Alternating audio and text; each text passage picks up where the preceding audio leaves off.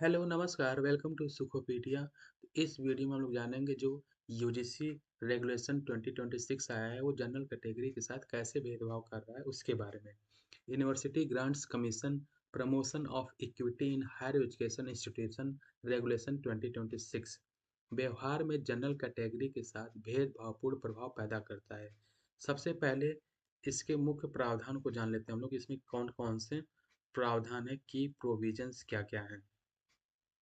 इन नियमों को university Grants commission द्वारा उच्च शिक्षण संस्थानों में समानता को बढ़ावा देने और भेदभाव को समाप्त करने के उद्देश्य से लागू किया गया है। जाति आधारित भेदभाव की व्यापक परिभाषा। इन नियमों में जाति आधारित भेदभाव को इस प्रकार परिभाषित किया गया है। एससी, एसटी, ओबीसी के विरुद्ध किसी भी प्रकार का अनुचित, पक्षपातपूर्ण या असमान व्यवहार भेदभाव माना जाएगा। अगर वो आरोप झूठे भी होंगे तब भी कार्रवाई होगी किस पे? जनरल कैटेगरी पे। क्यों कहा जा सकता है कि यह नियम जनरल कैटेगरी के साथ भेदभाव करता है? इन नियमों को यूनिवर्सिटी ग्रांट्स कमीशन ने लागू किया है, लेकिन इनके प्रभाव पर ध्यान देना जरूरी है। तो सबसे पहला जो पॉइंट है इसमें, उसको देख लेते हैं हम लोग। पूर्व धारणा आधारित व्यवस्था। जैसे शिकायतकर्ता को पहले से ही संस्थागत संरक्षण मिला रहेगा। जो आरोपी अक्सर जनरल कैटेगरी वाले होते हैं, पहले से संदेह की नज़र से उनको देखा जाएगा, जो कि अनुच्छेद 14 जो समानता का अधिकार होता है उसके खिलाफ है। दूसरा इसमें पॉइंट अगर हम लोग बात करें तो प्रक्रियात्मक असमानता है।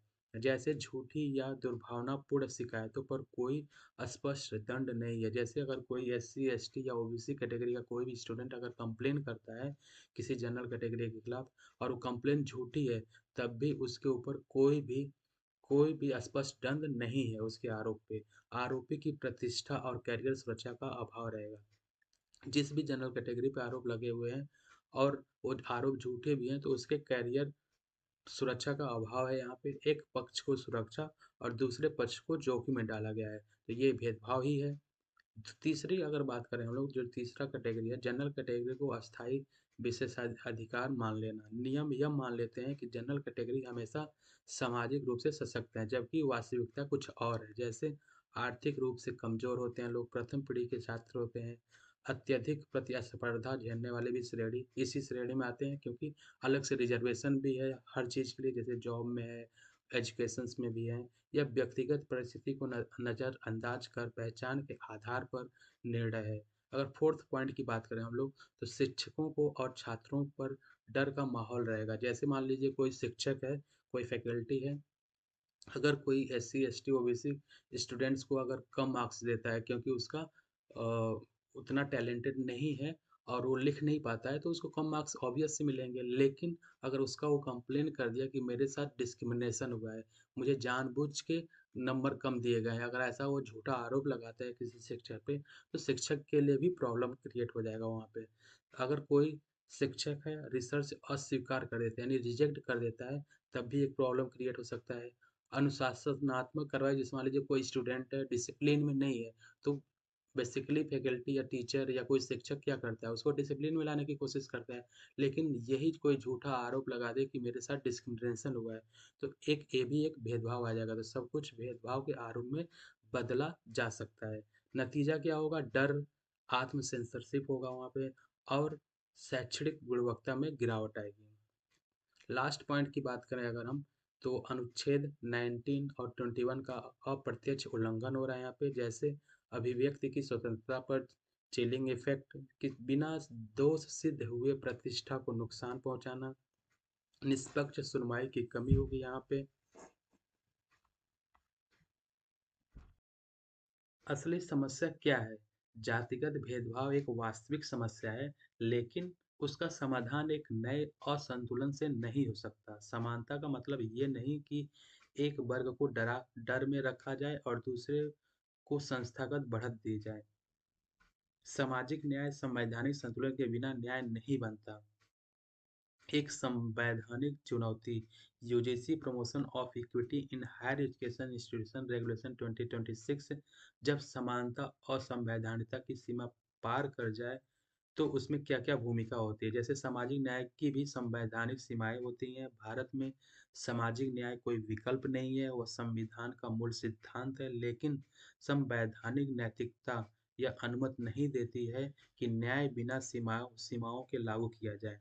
Promotion of equity in higher education institution regulation 2026, जिन्हें यूनिवर्सिटी ग्रांट्स कमीशन द्वारा लागू किया गया है, उच्च शिक्षण संस्थानों में समानता और गरिमा सुनिश्चित करने का दावा करते हैं, लेकिन जब इसे भारतीय संविधान की कसौटी पर परखा जाता है तो इनमें गंभीर संवैधानिक प्रश्न खड़े होते हैं। और ये क्या-क्या होता है इसमें? इसमें 3 पॉइंट्स हैं। पहला पार्ट, अगर हम लोग इसको 3 पार्ट में मैंने डिवाइड किया। पार्ट 1 कॉन्स्टिट्यूशनल ऑब्जेक्शंस हैं, जिसके बारे में हम लोग बात करेंगे कौन-कौन से संवैधानिक ऑब्जेक्शंस आ रहे हैं उसमें।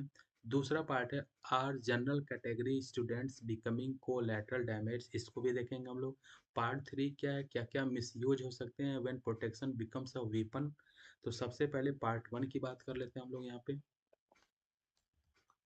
क्या-क्या चैलेंजेज होंगे, तो टोटल 6 चैलेंजेज हैं, वन बाय वन करके देख लेते हैं हम लोग। संवैधानिक आपत्तियां क्या-क्या है इसमें। पहला जो है अनुच्छेद 14 का उल्लंघन, कानून के समक्ष समानता। अनुच्छेद 14 कहता है कानून के समक्ष समानता और कानून का समान संरक्षण, लेकिन 2026 रेगुलेशन जो यूजीसी का है प्रक्रियात्मक असमानता पैदा करते हैं। कैसे? शिकायतकर्ता को पहले से ही संस्था का संरक्षण प्राप्त है, आरोपी को समान प्रक्रियात्मक सुरक्षा का अभाव है, झूठी या दुर्भावनापूर्ण शिकायतों के लिए कोई स्पष्ट दंड नहीं है। जैसे मान लीजिए एससी, एसटी, ओबीसी कैटेगरी का कोई अगर स्टूडेंट है और वो झूठी शिकायत करता है, तो उसके लिए कोई स्पष्ट दंड की व्यवस्था नहीं की गई है। जो पहले था, इस बार वाले में क्या किया है, उसको हटा दिया गया है। यह रीजनेबल क्लासिफिकेशन टेस्ट में विफल है। कोई तार्किक भेद नहीं है, उद्देश्य और साधन में कोई संतुलित संबंध नहीं है। समानता का अर्थ यह नहीं हो सकता कि एक पक्ष को पहले से सहानुभूति मिले और दूसरा संरचनात्मक रूप से असुरक्षित हो जाए। यह वर्गीकरण नहीं, संवैधानिक असंतुलन है। दूसरा अगर चैलेंज की बात करें हम लोग, तो अनुच्छेद 15 प्रक्रियागत भेदभाव की अनुमति नहीं देता है। यह सही है कि अनुच्छेद 15(4) और 15(5) सामाजिक रूप से पिछड़े वर्गों के लिए विशेष प्रावधानों की अनुमति देते हैं, लेकिन संवैधानिक सीमा स्पष्ट है।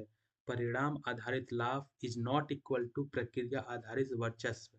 आरक्षण, छात्रवृत्ति और प्रवेश नीति परिणाम से जुड़ी है। यूजीसी नियम प्रक्रिया में असमानता लाते हैं, जैसे जांच समितियां हैं, संस्थागत पूर्वधारणाएं हैं, अनुशासनात्मक ढांचा। संविधान सुरक्षा की अनुमति देता है, लेकिन पूर्व आरोप की नहीं, अफर्मेटिव एक्यूशन की नहीं होती है। अगर हम बात करें चैलेंज 3 की, अनुच्छेद 91 ए एकेडमिक अभिव्यक्ति पर ठंडा प्रभाव। आज शिक्षक डर में पढ़ा रहे हैं। शिक्षक क्या करेंगे, डर के मारे पढ़ाएंगे कि अगर मैं कम मार्क्स देता हूँ तो फिर कंप्लेन आ जाएगी मेरे ऊपर। क्यों? क्योंकि वह सही से कॉपी कोई नहीं लिखेगा तो ऑब्वियसली वो कम मार्क्स पाएगा। और कोई अच्छे से रिसर्च नहीं करता है तो अगर उसका रिसर्च रिजेक्ट किया जाएगा तो भी प्रॉब्लम आएगी। कक्षा में अगर हम चाहते हैं कि डिसिप्लिन लाना चाहते हैं, कोई शोर मचा रहा है तो वहाँ पे भी प्रॉब्लम आएगी।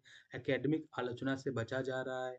इससे एकेडमिक स्वतंत्रता, बौद्ध बौद्धिक विमर्श, कक्षा संवाद पर चिलिप चिलिंग इफेक्ट पड़ता है। अभिव्यक्ति पर कोई भी रोक तर्कसंगत, सीमित, आनुपातिक होनी चाहिए, लेकिन ये नियम अस्पष्ट है, व्यापक भय पैदा करने वाला है। जो नियम अप्रत्यक्ष रूप से बोलने से डराए, यह भी असंवैधानिक है। अगर हम लोग बात करें चैलेंज 4 की, तो अनुच्छेद 21 उचित प्रक्रिया यानी ड्यू प्रोसेस का अभाव है यहाँ पे, जिसमें क्या-क्या शामिल है, प्रतिष्ठा, पेशेवर गरिमा, जैसे कोई टीचर है उसके बारे में बात हो रही है, निष्पक्ष प्रक्रिया, लेकिन नियमों के तहत दोष सिद्ध होने से पहले ही छवि को नुकसान पहुंचेगा। अंतरिम कार्रवाई के स्पष्ट मानक नहीं है इसमें। प्रारंभिक स्तर पर समान सुनवाई की गारंटी नहीं है। यह ऑडी एल्टरम पार्टेन यानी दूसरे पक्ष को सुनने का अधिकार का उल्लंघन है। सामाजिक न्याय के नाम पर भी ड्यू प्रोसेस छोड़ा नहीं जा सकता। चैलेंज 5 की बात करें हम लोग, तो अत्यधिक प्रत्योजन यानी एक्सेसिव डेलीगेशन। यूजीसी एक वैधानिक संस्था है, संसद नहीं है। यह नियम अर्थदंडात्मक परिणाम उत्पन्न करते हैं, कैरियर और नागरिक अधिकार प्रभावित करते हैं, दंडात्मक परिवर्तन करते हैं। स्पष्ट विधायी आधार के बिना यह अल्ट्रा वायर्स एक्सेसिव डेलीगेशन हो सकता है। समानता लागू करने का अधिकार संसद से आता है, केवल नियामक से नहीं। अगर हम लोग चैलेंज 6 की बात करें तो ये किसके लिए? आनुपातिकता का उल्लंघन। लक्ष्य क्या है इसका? जातिगत भेदभाव रोकना है। साधन क्या क्या है इसके हो सकते हैं? निगरानी प्रधान व्यवस्था है, पूर्वधारणा आधारित जांच, संस्थागत दंड, जबकि विकल्प मौजूद हैं मध्यस्थता, पहले मॉडल, संतुलित शिकायत तंत्र, स्वतंत्र स्वतंत्र अधिक कठोर साधन चुनना अनुपातहीन है। अगर हम लोग बात करें सेकंड की, पार्ट 2 की बात करें हम लोग, are general category students becoming collateral damages, तो इसमें टोटल 5 आर्गुमेंट्स हैं, उसके बारे में एक एक करके बात करेंगे हम लोग। जिसमें जो फर्स्ट हमारा आर्गुमेंट है, विशेषाधिकार की पूर्ण धारणा न्याय नहीं है। नियम यह मानकर चलते हैं कि general category is equal to संरचनात्मक रूप से सशक्त।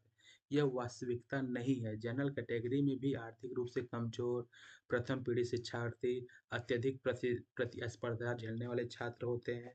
पहले से दोष मान लेना न्याय नहीं, लेबलिंग है। अगर हम तर्क दो टू की बात करें, यानी आर्गुमेंट 2 की, तो असीमित न्याय असंतोष पैदा करता है। एक पक्ष को संस्थागत संरक्षण दे रहे हैं, दूसरे पक्ष को संस्थागत संदेह। कोई झूठी शिकायत पर दंड, यहाँ पे कोई भी दंड नहीं है। आरोपी की प्रतिष्ठा की सुरक्षा नहीं है, या न्याय नहीं, असंतुलन है।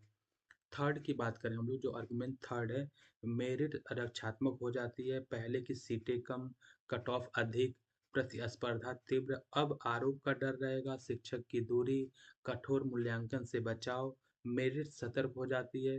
अगर हम लोग बात करें, जो हमारा आर्गुमेंट 4 है, शिक्षक डर के साये में, कम अंक, रिसर्च अस्वीकृति, अनुशासन सब आरोप का कारण बन सकता है।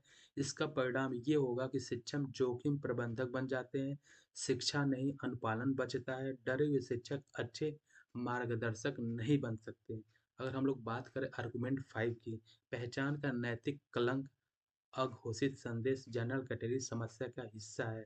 यह अपराध बोध, मौन, ध्रुवीकरण पैदा करता है। यह समावेशन नहीं, नैतिक विभाजन है।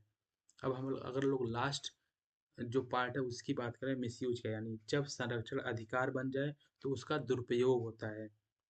स्पष्ट बात, दुरुपयोग पर चर्चा भेदभाव से इनकार नहीं है, यह संवैधानिक जोखिम को उजागर करता है। अगर हम लोग फर्स्ट पॉइंट की बात करें, तो कम अंक भेदभाव का आरोप लगा सकता है, अकादमिक मूल्यांकन कानूनी विवाद बन जाता है। फिर अनुशासन, प्रतिशोधात्मक शिकायत, उपस्थिति, जैसे अटेंडेंस की बात आ जाती है कि हमने अटेंडेंस कम दिया जा रहा है। प्लेगरिज्म की बात आती है, जब डिसिप्लिन की बात आती है, सब ये जोखिम यहाँ पे, सबसे ज़्यादा जोखिम यहाँ पे है। छात्र छात्र छात्र छात्र विवाद होगा, स्टूडेंट स्टूडेंट्स के विवाद होगा, जिसमें उसको लोग कानूनी हथियार के रूप में यूज करेंगे। व्यक्तिगत झगड़े जातिगत आरोप बन जाएंगे। जवाबदेही से बचाव, गलती भेदभाव का आरोप लगेगा, गलत गलत आरोप लगेंगे। अस्पष्ट शिकायतें, खारिज होने पर भी प्रतिष्ठा नष्ट, मानसिक क्षति अस्थायी, झूठे आरोप की कोई कीमत नहीं है। लास्ट की अगर हम लोग बात करें, शक्ति संतुलन उल्टना, सावधान रहिए, शिकायत कर सकता हूँ, हमसे डर के रहिए नहीं तो आपकी शिकायत कर दूंगा। तो बहुत लोग ऐसी धमकियां देते रहेंगे। डर, अंक बढ़ते हैं, गुणवत्ता गिरती है। तो इसमें प्रॉब्लम्स बहुत सारे हैं। समस्या, संवैधानिक समस्या का सार, संविधान चाहता है कि संतुलन, निष्पक्षता, अनुपात, लेकिन नियमों में जवाबदेही नहीं है, प्रारंभिक जांच नहीं है, समान प्रक्रिया नहीं है। जवाबदेही के बिना ही शक्ति दुरुपयोग को जन्म देती है। तो इसलिए अगर कोई शिकायत करता है तो उसमें दंड का अधिकार भी होना चाहिए। और ऐसा नहीं है कि सिर्फ SC ST OBC कैटेगरी वाले ही प्रताड़ित हो रहे हैं, बहुत जगह जनरल कैटेगरी वाले पर भी आरोप लगते हैं। लेकिन अब यहाँ पे क्या हो जाएगा, वन साइडेड ही रहेगा, वही लोग आरोप लगा सकते हैं। अगर झूठा आरोप रहेगा तब भी उनको कोई उस पे दंड नहीं मिलेगा। तो क्या